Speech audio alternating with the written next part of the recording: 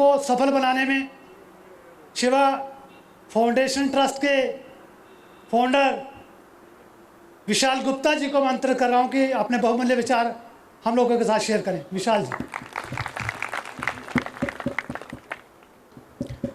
बहुत बहुत धन्यवाद आप सबका। कठुआ के समस्त सनातनी और राष्ट्रवादी लोग आज यहाँ रिवाज पैलेस में एक साथ इकट्ठा हुए, आप सबका बहुत बहुत धन्यवाद। राष्ट्र आराधना मंच के संस्थापक और इस कार्यक्रम के आयोजक श्री शशि शर्मा जी को मेरा नमस्कार। राष्ट्र आराधना मंच, इस संस्था के नाम में ही जो पहला शब्द है वो राष्ट्र है, और अगर इन तीनों शब्दों के पहले अक्षर को मैं अगर जोड़ूं तो राम बनता है। तो इस बेहतरीन नाम के लिए शशि जी का बहुत बहुत धन्यवाद। और धन्यवाद इसलिए भी करता हूं कि भारत की सबसे बड़ी शक्ति हमारे गुरु आदरणीय पुष्पेंद्र कुलशेष जी को आज कठुआ की पावन धरती पर बुलाया है।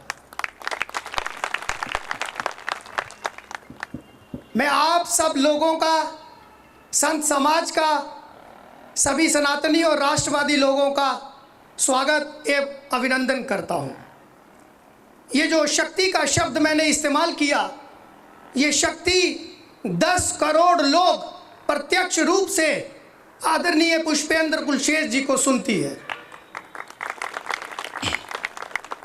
आज देश में 10 करोड़ लोग प्रत्यक्ष रूप से टीम पुष्पेंद्र कुलशेष से जुड़े हैं। वो लोग आप में से भी हैं। वही लोग, वही शक्ति वो आप हैं। शक्ति वो है जो उनको सुनती है। वही शक्ति 10 करोड़ लोग we support Pushpendra Kulshreshtha official YouTube channel पे जाके इंतजार करती है कि कब उनकी अगली वीडियो आए। हम उस 3-3 घंटे की भी वीडियो को पूरा देखते हैं। ये वही शक्ति है जो हम सबको आज यहाँ पे इकट्ठे कर रही है। पुष्पेंद्र कुलशेष जी की एक बात को मैं यहाँ और कहना चाहता हूँ कि हम सब लोग उनको इतना सुनते हैं, बस हम इंतजार कर रहे हैं कि वो कुछ कहें और हम खेल कर दें। मंच पर मौजूद रॉ के पूर्व डायरेक्टर कर्नल RSN सिंह साहब को मेरा प्रणाम। कर्नल साहब रणनीतिक, जियोपॉलिटिक्स, आंतरिक सुरक्षा और रक्षा विशेषज्ञ भी है। कर्नल साहब ने वैसे तो बहुत सारी किताबें लिखी हैं। The unmaking of Nepal, the military factory in Pakistan, उन सब में से एक किताब जो मैं आप सब लोगों को कहना चाहता हूं, नो द एंटी नेशनल्स, ये किताब कर्नल RSN सिंह साहब ने लिखी है। मैं कहता हूं कि बाकी किताबें आप जरूर पढ़ें, लेकिन भारत के हर एक राष्ट्रवादी और सनातनी को यह किताब जरूर पढ़नी चाहिए। यह किताब इसलिए भी पढ़नी है ताकि आप जान सको ये राष्ट्र के गद्दार कौन से लोग हैं। मैं चाहता हूं कि ये किताब देने की एक ऐसी परंपरा शुरू हो। हम अपने बच्चों को, दोस्तों को त्योहारों पे किताब देने की एक परंपरा शुरू करें, जिससे बच्चों के अंदर एक ज्ञान की उत्पत्ति हो। मेरे साथ यहाँ पे देवभूमि उत्तराखंड के नैनीताल से आए मेरे युवा साथी रुबल पडलिया साहब का मैं कठुआ में स्वागत एवं अभिनंदन करता हूँ।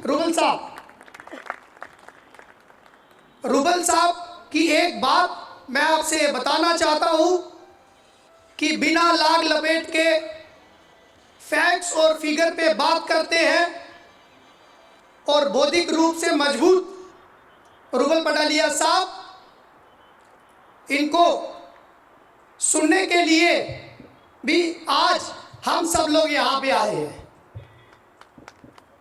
और टीम पुष्पेंद्र कुलशेष जी का एक महत्वपूर्ण अंग है। आज मैं अपने इस वक्तव्य में एक चीज जरूर आपसे कहना चाहता हूं कि मेरे वक्तव्य से ज्यादा महत्वपूर्ण यह भी है कि आज हम विश्व की महान हस्तियों को यहां सुने। और इनको सुनने की जरूरत क्यों है? इनको सुनने की जरूरत इसलिए है कि हम जान पाए, हम वो जान पाए वो गद्दार कौन है देश के, हम जान पाए वो कौन सा सच है जो हम लोगों से इन गद्दारों ने छुपाया था। तो अब बात चल रही है राष्ट्र के गद्दारों को पहचानने की। तो ये राष्ट्र के गद्दार कौन से लोग हैं? ये राष्ट्र के गद्दार वही लोग हैं जिन्होंने 1949 में ठीक 75 साल पहले महाराजा हरि सिंह जी के जन्मदिन की छुट्टी को राजपत्र से गायब कर दिया था। वो लोग गद्दार हैं जिन्होंने उस छुट्टी को गायब किया। और गद्दार वो भी हैं जिन्होंने उस छुट्टी की मांग कर रहे हमारे भाइयों के ऊपर लाठियां चलवाई।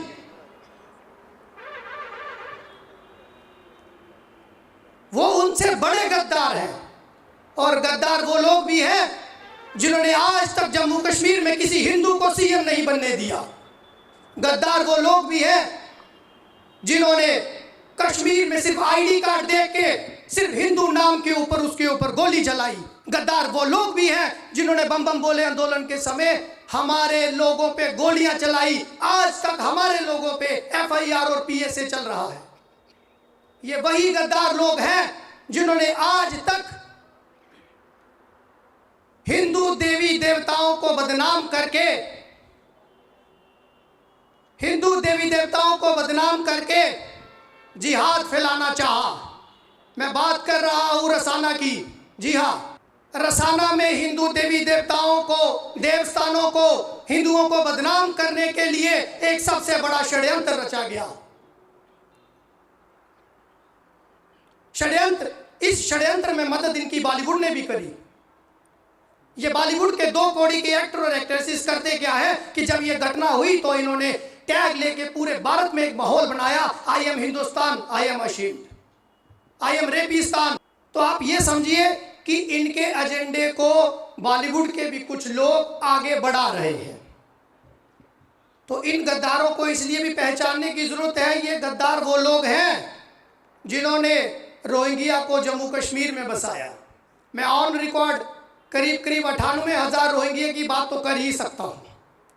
ये गद्दार वो लोग हैं जिन्होंने 42,000 हिंदू मंदिरों को तोड़ा।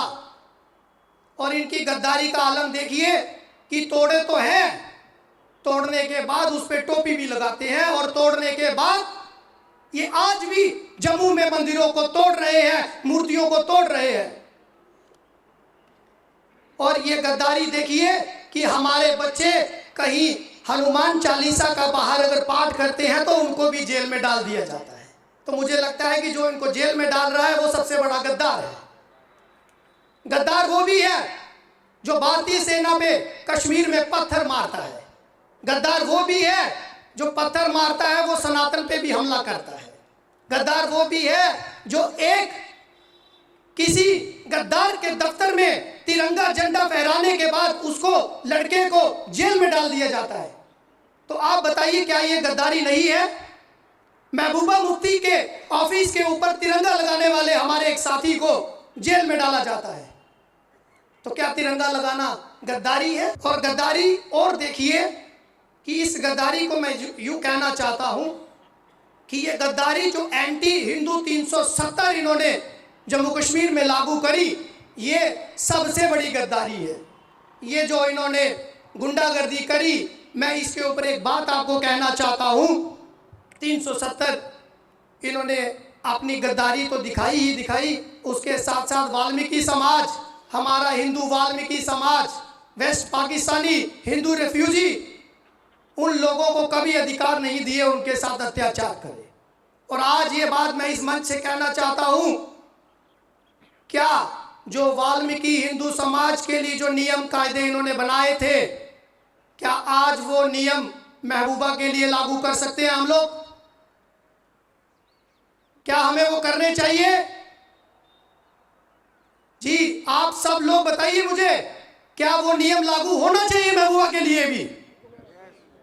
तो जोर से बोलिए ना, तो ताकत दिखाइए अपनी सामूहिक शक्ति का प्रदर्शन कब करेंगे हम लोग?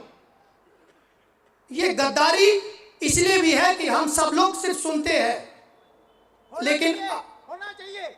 बहुत बहुत धन्यवाद, बहुत बहुत धन्यवाद, बहुत बहुत धन्यवाद। कुछ किताबें मैं आपको दो बातें कुछ और कहना चाहता हूं। सबसे पहली की ये कि आप यूं इसको समझिए कि देश के प्रधानमंत्री जब जम्मू कश्मीर में आते हैं तो उससे कुछ दिन पहले सिदरा में एक हमला हो जाता है। आप इसको जोड़िएगा, देश के प्रधानमंत्री आते हैं और सिदरा में आतंकी हमला होता है, गृह मंत्री आते हैं तो उधमपुर में आतंकी हमला होता है, और आदरणीय पुष्पेंद्र कुशवाहा जी की आज कठुआ में प्रोग्राम है, और 5 दिन पहले रेलवे स्टेशन जम्मू को उड़ाने के लिए 18 डेटोनेटर वहां पे मिलते हैं। आरएसपुरा में उसी दिन ड्रोन से हथियार फेंके जाते हैं। ये सब चीजें हमें समझनी पड़ेंगी। ये कुछ किताबें हैं जो मैं आज यहाँ पे आपको बताना चाहता हूं। शास्त्री जी के साथ क्या हुआ था, इस किताब को जरूर पढ़ें। अनुजदर साहब ने ये किताब लिखी है। इस किताब को इसलिए भी पढ़ना है क्योंकि इससे आप जान सकेंगे कि शास्त्री जी की हत्या किसने करी, वो गद्दार कौन है जिसने शास्त्री जी की हत्या करी।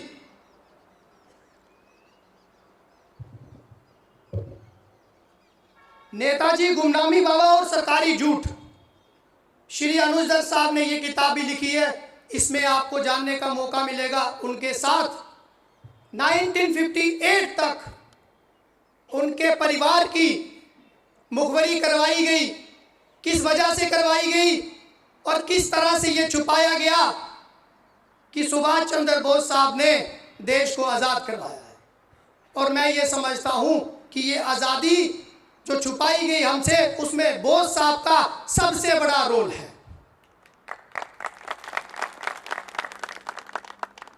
मैं उस गुंडे से, एमपी से ये भी कहना चाहता हूं जो कहता है कि मोदी, योगी और शाह चला गया तो आप लोगों को कौन बचाएगा।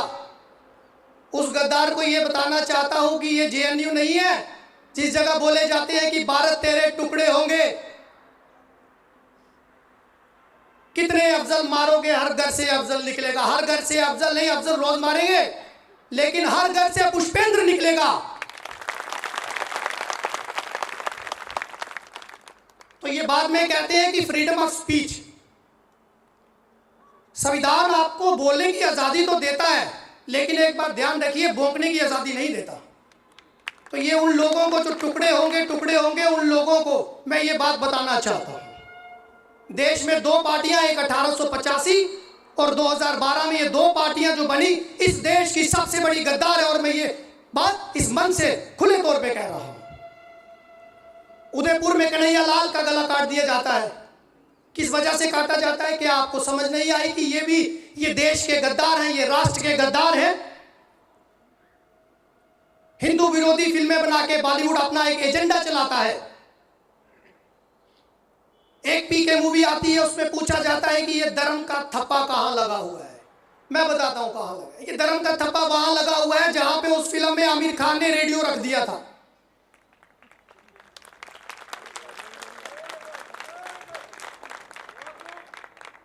उस मूवी में कहता है जो डरता है वो मंदिर जाता है, तो जो बम बनाता है वो कहां जाता है। जो भारतीय सेना पे कश्मीर में पत्थर मारता है वो कहां जाता है, बताइए मुझे। जी ठीक है आपने। मैं आपको एक बात आखिरी में कहना चाहता हूं। आप सब लोग, हम सब लोग यहाँ पे कर्नल साहब और पुष्पेंद्र साहब को सुनने आए हैं।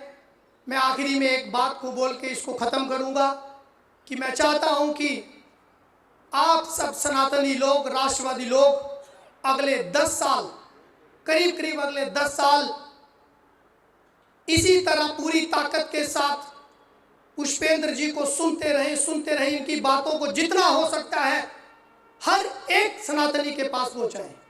ये बात इसलिए भी कि देखिए, संदेश देने का तरीका होता है, कुछ चीज़ें हम सीधे तौर पे नहीं कह सकते। देश के प्रधानमंत्री 6-6 घंटे मंदिर जाते हैं, केदारनाथ जाते हैं, काशी जाते हैं, बद्रीनाथ जाते हैं, उज्जैन जाते हैं, रुद्राक्ष की माला पहनते हैं और फॉरेन में जाते हैं तो व्रत रखते हैं। तो एक संवैधानिक पद पर, सबसे बड़े पद पर बैठ के अगर देश का प्रधानमंत्री आपको संदेश दे रहा है तो आपको समझ जाना चाहिए। कुछ चीजें वो आपको आके नहीं बताएंगे, वो आपको समझा रहे हैं। और मैं एक बात कहना चाहता हूं, भारत को पहली बार एक ऐसा प्रधानमंत्री मिला है जो देश भी चला रहा है और राष्ट्र भी बचा रहा है। बहुत बहुत धन्यवाद।